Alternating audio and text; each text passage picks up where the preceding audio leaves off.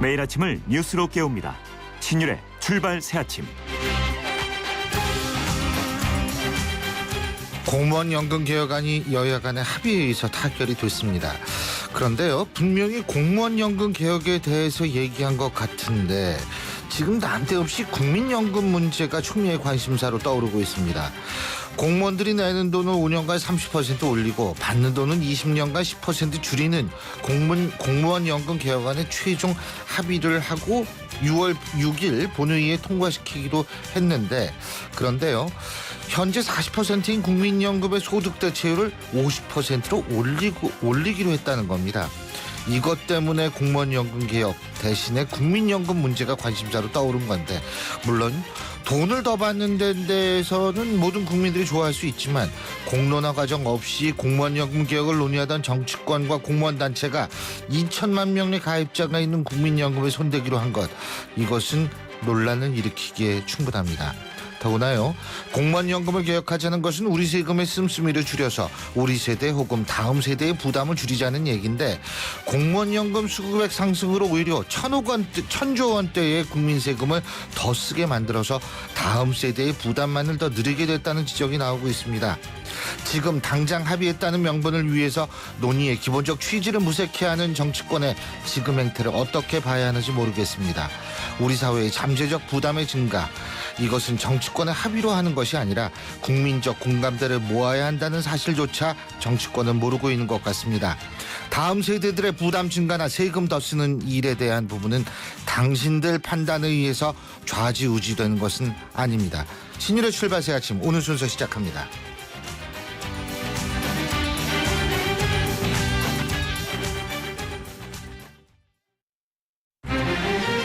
신율의 출발 새아침. 촌철살인 헤드라인. 예, 지금까지 들어온 뉴스 정리해 보겠습니다. 이숙현 시사 칼럼니스트 나와 계십니다. 어서 오십시오. 네, 안녕하세요. 첫 번째 촌철살인 헤드라인 어떤 겁니까? 예를 들어 지금 연금 문제가 가장 네. 시끄럽습니다. 동아일보는 배보다 배꼽 더 키운 연금 단합이라는 제목을 달았습니다. 예. 여기서 배는 공무원 연금을 말하고요. 배꼽은 국민연금 추가 부담액을 얘기합니다. 예. 조선일보는 공론화 없이 국민연금 더 준다 합의라고 비판적인 기사를 실었고요. 한국일보는 더 받는 국민연금 여야 청와대와 충돌, 이런 제목을 달고 있습니다. 예.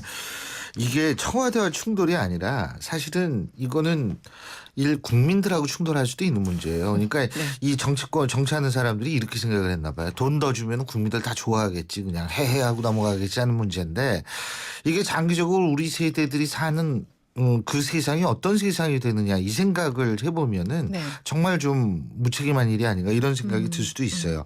근데 어쨌든 공무원 연금 개편안, 이것도 공무원 노조들이 지금 말로는 반발하고 있는데 속으로는 그다지 반발이 크지 않다고 그러거든요. 네, 처음에 만족을 하는 한 예. 정도 모양이에요. 예, 그러니까 목표치 했던 것보다는 훨씬 더 좀 별로 성과를 내지 못한 것은 아닌가, 이런 평가들이 나오고 있는데요. 일단 간단하게 말씀을 드리면, 이 여야는 공무원들이 내는 돈을 단계적으로 30% 올리고 또 받는 돈도 10% 줄이는 공무원 연금 개혁안에 최종 합의를 했습니다. 향후 5년 동안 7%에서 9%로 내는 돈은 많아지고요. 받는 돈은 20년 동안 1.9%에서 1.7%로 낮추기로 했습니다. 오는 6일, 그러니까 내일 모레 본회의가 열리는데요. 여기서 통과될 예정입니다. 그런데 문제는 말씀하신 것처럼 이렇게 공무원 연금 개혁으로 절감되는 재원의 20%를 국민연금과 같은 공적연금에 쓰기로 하고, 또 현재 40%인 국민연금의 소득 대체율을 50%대로 올리기로 합의를 했는데요. 지금 청와대, 정부 크게 반발하고 있습니다. 네. 원래 이렇게 절감되는 재원은 국민연금에 쓰기로 한 것이 아니라 기초노령연금이라든지 네. 이쪽으로 사실 원래 쓰기로 한 것으로 저는 알고 있어요.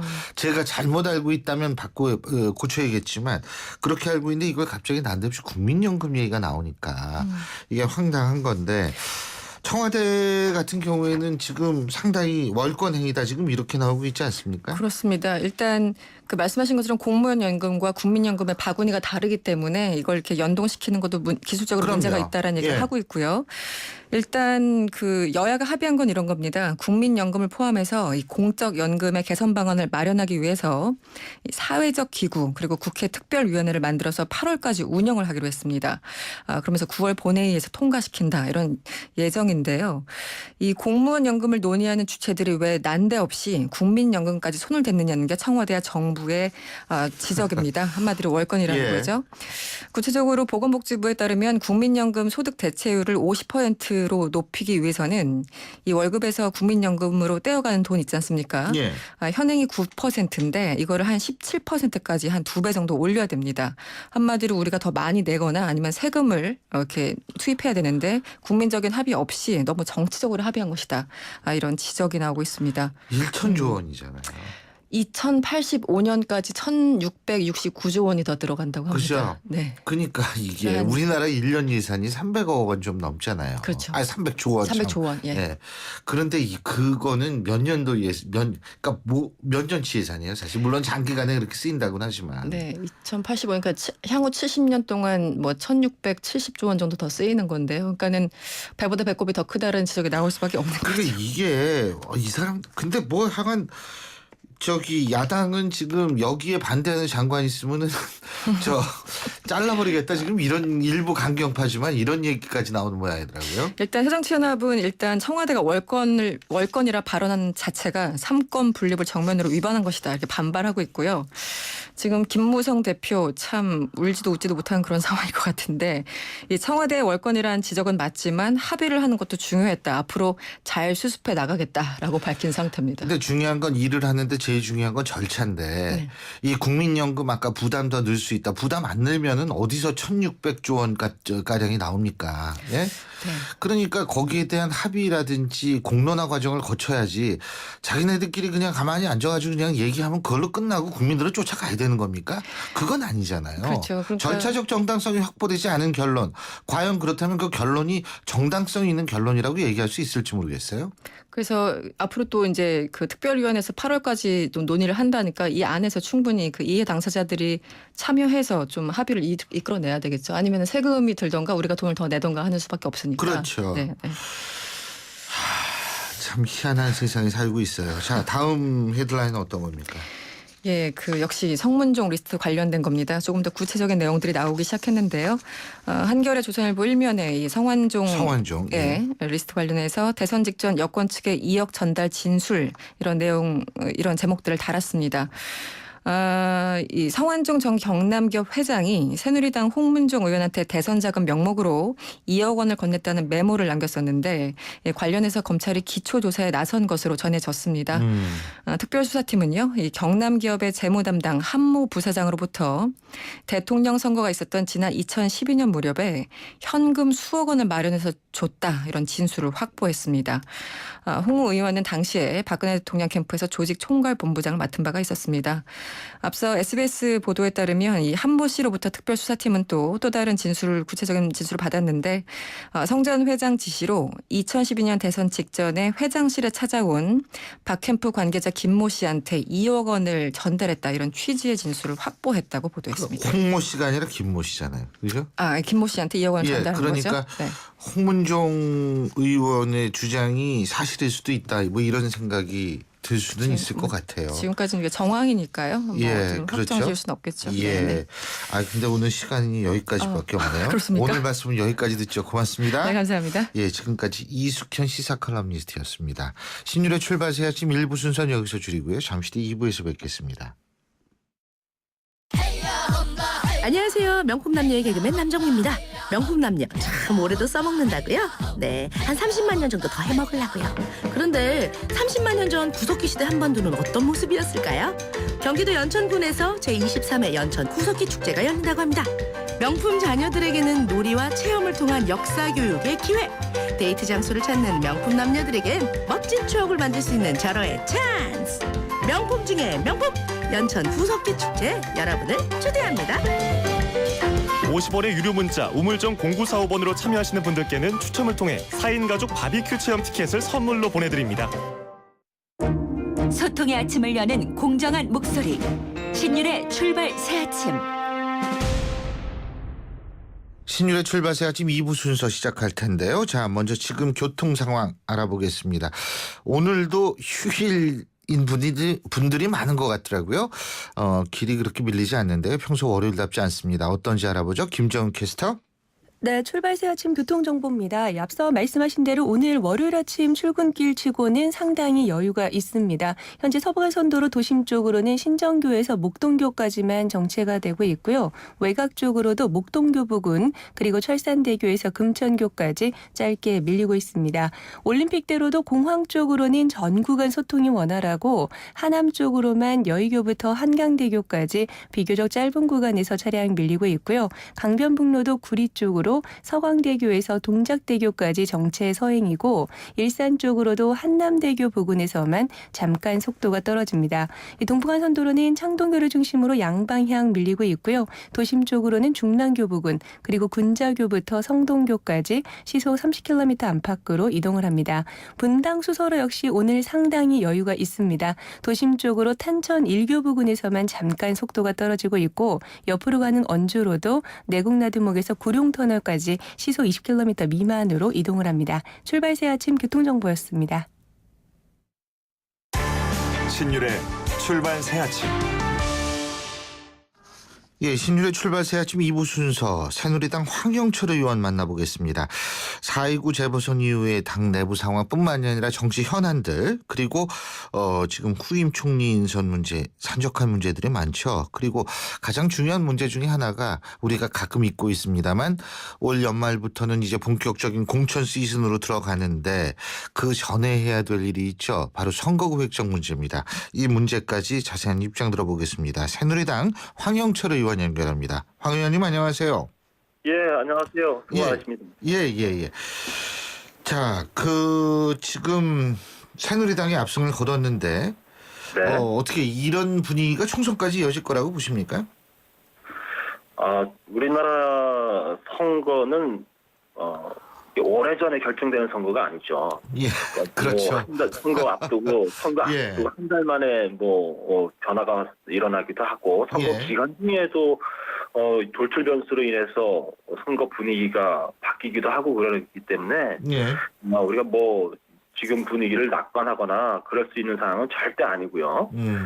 그리고 이번 선거는 저는 우리 여당의 승리라고 이야기하기보다는 야당에게 주는 메시지가 큰 선거였다 이렇게 생각하거든요. 그래서 우리는 절대 자만해서는 안 되고요. 좀 더 충실하게 선거를 준비해야 되지 않을까 이렇게 생각합니다. 물론 그렇죠. 그리고 이게 네. 사실 반사 이익이라는 그런 측면도 분명히 있는 거거든요. 네, 그러니까 네. 이제 그런 것도 사실 여러 가지로 좀 생각을 많이 하셔야 되는 것 아닌가 이런 생각이 들고요. 네. 자, 그리고요, 지금, 산적해 있는 문제들이 여러 가지가 있습니다만 그 중에 하나가 뭐냐 하면 바로 성완종 리스트 문제 그리고 거기서 파생된 총리 문제다. 먼저 성완종 리스트 지금 수사 이렇게 보면은 좀 네. 수사가 어려운 모양이에요. 어떻게 네. 보세요? 제가 검찰 입장을 자세히 알지는 못합니다만, 검찰 쪽에서도 충실한 수사가 되려면은 증거에 입각해서 수사를 해야 되는데, 예. 현재 증거가 좀 더 빈약한 상태라고 볼 수밖에 없죠. 망자께서 하신 그런 언급에 입각해서 문제를 풀어나가야 되는 상황이고, 예. 그것에 대해서 이제 국민들이 어떻게 이것을 입증해낼 것인가에 대한 관심이 집중돼 있다 보니까 예. 그래도 검찰 쪽에서는 상당한 부담을 느끼고 있을 거라고 보고요. 예. 그리고 이제 실체적 진실이 무엇인가에 대해서 아직까지 정확하게 나온 게 없다 보니까 예. 여러 가지 이제 벽에 부닥칠 수밖에 없다 이렇게 생각이 듭니다. 근데 이제 아무래도 성완종 리스트 때문에 그리고 이번 총선의 압승 때문에 당내에서는 친박들의 목소리가 좀 줄고 비박들의 네. 목소리가 좀 커지는 이런 거는 아니겠어요? 사실상 성완종 의원이 언급한 분의 거의 대부분이 이제 친박이다 보니까 예. 이제 거론되신 분들은 뭐 심리적인 상당히 이제 압박, 그럼 위축감이 들죠. 뭐 진실력을 떠나서. 없으니까. 예. 그러다 보니까 뭐 행보라든지 목소리라든지 이런 걸 내는 데 있어서 굉장히 이제 약화될 수밖에 없죠. 그리고 이제 그 반대 입장에서는 뭐 강화될 수 있겠습니다만 사실상 이 문제는 친박 비박의 갈등 구도가 아니죠. 예. 정치인의 본질적인 이제 비리의 문제에 중심이 있는 거기 때문에 이건 뭐 잠깐 동안 이제 몇 분의 언급으로 그런 부분이 있었습니다만 당 전체적으로 이 부분을 비박 대 친박의 갈등 구조로 보는 의원들은 거의 없습니다. 아 그래요? 네. 근데 그냥 바깥에서는 자꾸 그렇게 보여가지고 그냥 좋은 건데. 예. 예. 그리고 이 공무원연금 합의 문제 말이에요. 우리가 네. 이 공무원연금 합의가 타당한지 타당하지 않은지 이게 사실 근데 발단은 뭐냐면 우리 네. 세금 좀 제대로 써보자는 거 이거 네. 공무원연금한테 이 세금이 너무 많이 들어가고 있다. 이래서 이제 공무원연금을 개혁하자 그런 건데 아니 네. 난데없이 국민연금 가지고 들고 나온 거 50%까지 그러니까 생애 월급 평균의 50%까지 국민연금을 지급하자. 지금 네. 올리자 이거 아닙니까? 네. 원래 70%로 알고 있어요. 국민연금 맨 처음에 도입할 때 소득 대비 네. 70%인데 지금 그 40%도 줄여 이게 그래서 안 된다 해서 줄였다가 50% 예. 올렸어요. 공론화 예. 과정도 없이 50% 올리고 이거 예. 마구 그냥 밀어붙이겠다 이래도 되는 겁니까? 정치권? 일단 우리가 국회에서 어떤 현안에 대해서 이제 결과물을 내놓기 위해서는 여야가 합의를 하고 또 그렇죠. 당사자들과의 여러 가지 논의를 통해서 이제 사회적 합의를 이끌어내야 되니까 예. 그런데 이번에 공무원연금 개혁안의 합의는 이런 여러 가지 입장에서 사회적 합의를 이끌어내기 위해서 사실상 약간의 누더기가 된 부분은 있습니다. 근데 그러나 거기 국민연금 왜 들어가는지 모르겠어요. 그래요. 저도 그래서 이제 그 국민연금과 관련된 부분은 일단 합의의 부분에 들어가 있습니다만 그건 또 다른 논의가 또 그럼요. 될 부분이 있죠. 그래서 거기서 과연 그런 부분들이 합당한지 아닌지에 대한 또 여야 정치권과 또 해당 부처와 또 이 여러 가지 사회적 합의를 또 도출해내기 위한 또 다른 논란이 있을 수 있다고 봅니다. 그래서 이제 그런 과정을 통해서 또 새로운 결과물들이 나올 거라고 보고요. 중요한 것은 그래도 참 아쉽지만 다행스럽게 생각하는 것은 공무원 연금 개혁 과연 될까 이런 걱정들을 국민들이 다 하셨잖아요. 예. 그럼에도 불구하고 이런 결과물들을 그래도 내놓은 것에 대해서는 박수를 좀 쳐줘야 되지 않을까 이렇게 생각합니다. 글쎄요, 뭐 그거는 우리가 이제 좀 더 두고 봐야 될 거라고 저는 생각을 하는데 네. 이 공무원연금 이것도 사실 공무원 단체들이 포함이 돼 있었잖아요, 그렇지 않습니까? 네네. 마찬가지로 국민연금이라면 공론화 과정이 필요하죠. 근데 네. 공무원 단체하고 여야 만나가지고 자기네들끼리 해가지고 물론 그 사람네들도 국민 중에 일부분입니다만 거기에 네. 포함되지는 않은 많은 국민들의 의견도 들어봐야죠. 그건 미래 세대의 부담이 지금 1,600조 원이 더 들어간다는 거 아닙니까? 예. 그러니까 사실 그런 어떤 절차적 정당성을 확보하려는 노력들 공무원 단체나 여야들이 왜 그런 생각이 전혀 그게 좀 안타깝더라고요. 없는 것 같아서. 저도 지금 신유 교수님의 말씀에 전적으로 동감합니다. 이 사실은 공무원연금 개혁과 국민연금과의 관련성을 이번 개혁안에서 언급하는 게 과연 적당했던 거에 대해서는 뭐 의아심이 있을 수밖에 없고요. 그렇기 때문에 이 부분에 대해서는 국회 내에서도 상당히 좀 논란이 생길 거라고 봅니다. 그래서 아마도 국민연금 개혁안 처리 이후에 공무원연금 개혁안 처리 이후에 국민연금 개혁안에 대한 논의가 다시 있어야 될 텐데 예. 그때 이렇게 국민들이 이런 조세 부담이라든지 그다음에 이 재정 부담이 많이 들어가는 부분에 대해서 동의를 할까에 대한 논란이 있을 수 있고요. 그 점에 예. 있어서는 국민들이 동의하기 좀 어려울 것 같다 이런 생각은 가지고 있습니다. 하여간 좀 그게 또 이제 내년에 총선도 있고 그래가지고 여러 가지 정치권이 네. 생각하는 게 많을 텐데 네. 뭐 이 총선 얘기가 나왔으니까 말인데요. 선거구 네. 획정이 돼야지 공천이 되는 거 아니에요, 그죠? 네, 근데 이 그렇습니다. 선거구 획정 문제가 특히 이제 우리 황 의원님 같은 경우에는 네. 강원도 홍천 횡성이시잖아요, 그죠? 네. 여기도 지역구 엄청 넓을 텐데 네. 양평도 엄청 넓고 근데 이게 인구수로만 하다 보니까 이게 잘 인구수와 지역의 크기가 이게 잘 안 맞는다라는 지적도 있는데 네. 어떻습니까? 현재. 일단 헌법재판소가 예.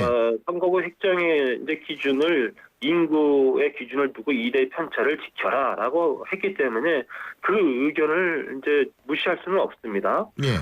그러나 이제 그 이외의 조건들에 대해서 우리 정치권이 말씀하신 nem적이라든지 행정구역의 문제들을 이제 어떻게 효과적으로 거기에 배려를 해줄 것이냐 이런 논의들이 이제 정개특위에서 있어야 될 거라고 보고요. 예. 이제 그런 논의가 이루어질 수 있도록 저희 이제 지방과 농어촌 출신 의원들 이 문제로 인해서 가장 이제 피해를 많이 보는 이제 그런 지역 출신 의원들끼리 모여서 지속적으로 논의를 하고 있고요. 그 의견을 제시하고 있습니다.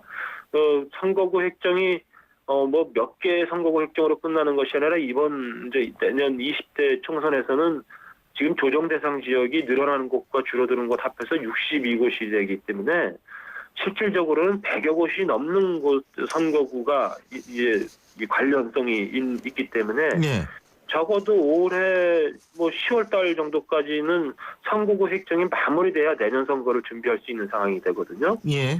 그래서 뭐 조속한 시일 내에 이제 이 논의가 좀 더 집중력 있게 진행되어야 하고요. 저희들은 어쨌든 농어촌과 지방의 이런 주권을 좀 지켜내고 국가 균형 발전의 틀 속에서 선거구가 획정될 수 있도록 최선을 다해서 노력하고 있습니다. 예. 그러니까 지금 그 대안이 예를 들면 어떻게 돼야 된다고 보세요? 여러 가지 대안이 나올 수 있는데요. 예. 저희들은 일단 자치단체 이제 뭐 서울이나 이제 수도권 같은 경우는 하나의 자치단체의 인구가 굉장히 뭐 50만에서 넘어서도 이제 100만 가까이 되다 보니까 하나의 자치단체에 여러 명의 국회의원을 뽑는 선거구가 획정이 되는데 예. 지방 같은 경우는 여러 개의 자치단체에 한 명의 국회의원을 뽑는 이제 선거구 획정이 이루어 있잖아요. 예. 그래서 자치단체 수가 일정 수가 되면은 인구 하한에 해당되더라도 이 하나의 선거구를 유지시켜주는 방안. 예. 또 하나는 지금 이제 인구 편차를 2대 1로 하라고 했는데 그렇게 따진다면 이 국가의 중요한 구성 요소인 영토의 문제에 있어서도 획정 기준을 만들어야 된다 해서 저희들은 이 선거구의 면적이 일정 면적 이상 되면 또 하나의 선거구가 유지될 수 있는 방안 이런 네. 등등 방안들을 제시하고 있습니다. 권역별 정당 명부시 비례대표제 도입은 어떻게 보세요? 현실적으로 그 부분이 성사되기는 쉽지 않을 거라고 생각이 들어요. 왜냐하면 이제 권역별 비례대표제는 지역구 의석을 상당히 줄이는 방안에 포함돼서 있거든요. 예. 근데 현재 지역구를 조정해서 하는 문제가 복합적으로 연결되어 있는 상황에서 또 거기다가 지역구 의석을 줄이게 되면 아마도 국회의원 숫자 늘리기는 힘드니까. 어려워지지 않을까 이렇게 생각이 됩니다. 예, 잘 알겠습니다. 오늘 말씀 여기까지 듣겠습니다. 고맙습니다. 네, 감사합니다. 지금까지 새누리당 황영철 의원이었습니다. 공무원 연금 개혁 문제 얘기 안 할 수 없겠죠? 자, 공무원 연금 개혁 문제에 대해서 한신대학교 배준호 정부개혁연구소장 전화 연결돼 있습니다. 배 교수님 안녕하세요. 네, 안녕하세요. 예. 공무원 연금 개혁 뭐 더 내고 덜 받게 된다 뭐 이런 얘기인데 이거 어떻게 평가하십니까 이번에 합의? 뭐 사회적 기구를 만들어서 여야 정치가들이 머리를 맞대서 만든 그 점은 일단은 평가할 수 있겠습니다만은 당초에 예정했던 그 새누리당의 구조개혁안이라든가 장기적인 재정을 안정화시키겠다는 큰 목표 이런 점에서 보면은 서둘러 합의하다 보니까 여러 가지 점에서 불충분한 점이 많은 미완의 개혁이다 이렇게 볼 수 있겠습니다. 지금 교수님 몇 퍼센트 더 내고 몇 퍼센트 덜 받는다는 거죠? 29%를 더 내고 예. 10.5%를 덜 받습니다. 10.5%를 덜 받는다. 근데 네. 29% 더 내는 기간이라는 거는 이게 향후 몇 년 동안 29% 더 언제부터 29% 더 내는 거죠? 앞으로 5년에 걸쳐서 지금 매년 자기 급여의 7%를 우리 공무원들이 부담하고 있는데요. 이걸 향후 5년에 걸쳐서 단계적으로 올려서 29%까지. 예. 그리고 10.5% 받는 거는 지금 40대 이상은 별 해당이 안 된다 그러더라고요. 그렇죠. 지금 이게 20년에 걸쳐서 20년에 걸쳐서 네, 덜 받는다. 20년에 걸쳐서 10.5%를 낮추기 때문에 예. 이미 뭐 15년, 20년 재직하신 분들이 40대 중반인데요. 예. 이분들은 퇴직할 때까지 별로 영향을 안 받고 안 받는 거죠. 그러니까 뭐 지금 뭐 몇백만 원 받는 공무원들이 예를 들면 얼마를 더 내고 얼마를 덜 받는 이런 질문은 지금 현재 성립이 안 되죠. 왜냐하면 20년에 걸쳐서 장기적으로 돈을 더 내고 5년 동안 돈을 더 내고 20년에 걸쳐서 그걸 깎는 거기 때문에 지금 단순한 계산은 그건 가능하지 않을 것 같아요. 그렇습니다. 그렇죠? 지금 예. 나온 계산들은 이제 가령 내년에 임용된 예. 신규 임용자들을 대상으로 그렇죠. 한 얘기가 되겠습니다. 자, 그런데 말이에요. 그런데 여기 교수님 국민연금 얘기가 끼었어요? 이거 어떻게 보십니까? 그건 좀 잘못된 것 같아요. 사실 이번 그 특위 이름이 공무원연금 개혁 특별위원회 아닙니까? 예. 그런데 그 공무원연금보다 덩치가 뭐 5배, 10배 정도 큰 국민연금을 이번에 개혁하겠다고 그렇게 최종적인 시점에서 갑작스럽게 얘기가 나왔습니다. 예. 그래서 뭐 월권이다 이런 얘기도 나오는데 예. 뭐 국회가 뭐 공무원 연금만을 논의하는 곳은 아니지 않습니까? 물론 그렇습니다만. 네, 그래서 다만 이번에 공무원 연금 개혁이 마지막에 이제 합의를 하기 어려우니까 노조나 공무원 단체가 요구하던 사안을 받아들여주는 과정에서 국민연금의 그 급여 수준을 더 올리겠다는 얘기 아닙니까? 결국 반발을 무마시키겠다 이거 아닙니까? 결국 그러한 차원에서 나왔던 것 같은데 섣부른 합의 사안이라는 비판에 저는 동의하고 싶습니다. 예. 아니 교수님 그거 뭐 저 국민연금 소득대체율이니까 생애평균 월급 예를 들면 100만 원짜리 100만 원 생애평균 월급 100만 원이다. 네. 이렇게 했을 때 그 소위 말해서 50%면 50만 원 매달 주겠다 이거 아닙니까? 그죠? 그렇죠. 쉽게 말하면. 그죠? 그렇습니다. 자, 근데 거기에 1,600조 원이 넘는 돈이 들어간다 그러는데 네. 그 돈을 어떻게 하실지 모르겠어요. 아니 공무원 단체들이 국민을 대표하는 단체는 아니지 않습니까? 여야 정치권들도 뭐 국민의 대표성을 갖고는 있다고 하지만 우리가 최소한도 국민연금 논의하라는 대표성을 주지는 않은 것 같거든요. 그렇습니다. 어렵게 지금부터 8년 전에 3년여 논의를 해가지고 2007년 7월에 합의를 했는데 그때 참여했던 그 의원님들 다수 있는데 어떻게 이런 결정을 내렸는지 안타깝기도 합니다. 이거 근데 뭐 지금 어떻게 이대로 되기는 힘들죠. 그 사람들이 합의한 것처럼. 아마 그 여당 측에서는 예. 이게 10% 올리려면 보험료율을 지금보다 뭐 6%, 7%를 더 올려야 됩니다. 예. 아마 그걸 우리 국민들 다수가 납득해 줄 거라고 보지 않았던 것 같아요. 그래서 향후 논의 과정에서 이게 자연스럽게 유야무야 되거나 훨씬 미래 과제로 넘겨지지 않을까 하는 그런 기대감 하에 일종의 그 협상을 위한 전략적 수단이라고 할까요? 그런 차원에서 내놓은 측면도 없지 않다고 봅니다. 예. 그러니까 결국은 보여주기식이었다는 건데 이게 참 아무리 정치가 보여주는 게 중요하다고 얘기는 합니다만. 자, 그리고 또 한 가지요. 공무원연금 이렇게 바꾸기로 했으면 사학연금, 군인연금은 어떻게 되는 겁니까? 이건 이제 법에 거의 그 자동적으로 예. 사학연금은 공무원연금에 준해서 바꾸도록 그렇게 되어 그렇게 있습니다. 돼 있어요? 아마 그래서 서둘러서 6개월 안에 6개월 안에. 유사한 개혁 작업이 이루어질 것 같고요. 다만 군인연금의 경우는 2010년부터 조금은 이제 그 궤도를 달리 해오고 있습니다.